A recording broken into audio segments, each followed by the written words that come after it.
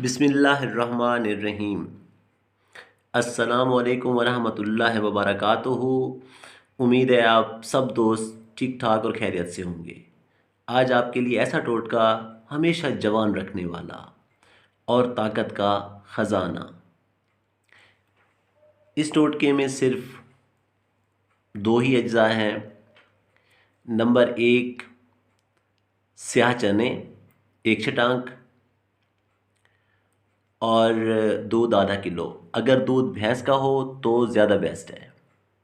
आपने ये चने रात को दूध में भिगो के रख देनी है और सुबह आपने उस दूध को उबाल लेना है ताकि ये चने उसमें गल जाएं।